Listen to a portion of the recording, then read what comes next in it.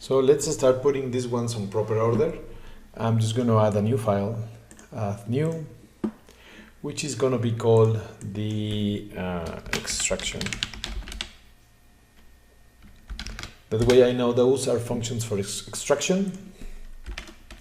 Since I don't want it to save any variables, I will call them just publicly static, and they can run from the extraction.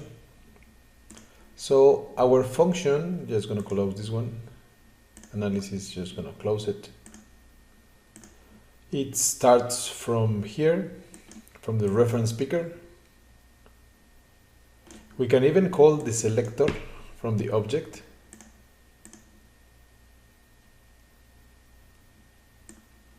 So we're going to have just this. Since the only thing we want to have is that element. So we go for the extraction, we just copy. And in here, we need to pull it on a good name. So it's going to be a public function, static, since we wanted to run it. Then we want to have the element that we have just selected. And the function, you can see that it's not pulling because it doesn't have the references here. You need to have our references so the things knows what's happening. It's going to be called select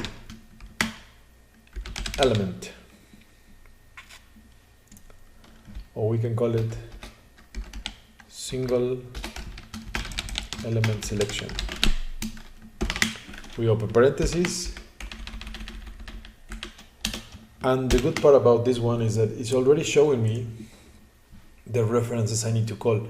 If I have the selector being pulled upon, only have the UI and the doc, so we can just add it here, document, or we can call it UI application, UI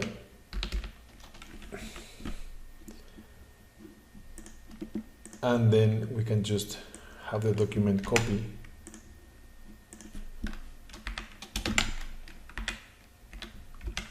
from this one. So it's reading the single application document, giving me this document, the selection. It's reading as well the document selected as well. And the only thing missing here, we can also look at on the errors. It says like, you do not return a value. So we're going to add it here, return selected.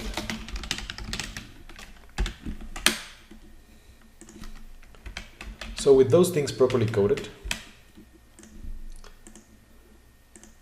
now we can leave it here because we don't have it, we don't want it to make some other settings, but we can have here element, selected element,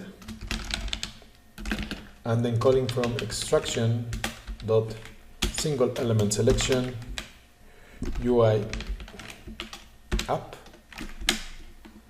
and that will give us the selected element. As simple as that. So mostly if we run it, I mean, it wouldn't show too much. We can just give it things from that selector. So let's say we wanted to use our message. So I think we have analysis, yeah, message box dot show. We can use the analysis. We can just go for selected element. And in this case, this is what becomes handy because each time we're creating it with the IntelliSense, it's giving us from the select element, you have the range elements are things that you can call as parameters so that it will give me a value, but you need to check which is the type of variable because that case, for instance, level ID is an element. We can see here element, level ID. If we go for a location, it's an element, location. If we go for a name, it's an element, name. So if we go for, I don't know, there are many of them, depending on what we want to have. We can go for category. Category still is not, it's an element, but from the category element, we can find here that category name is a string, so that we can call it a string. And within that one, we can build. So far, if we run the main add-in structure, it's going to show me the category I'm using. If I want to get more specific, I can as well add a plus. Normally I like using this one separation because that way it won't be conflicting. Selected element dot. Other thing we can read is the ID.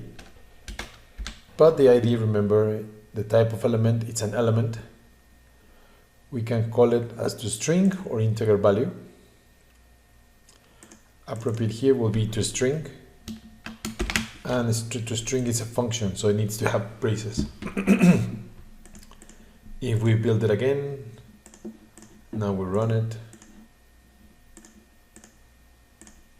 It's giving me the structural column and the ID of the element.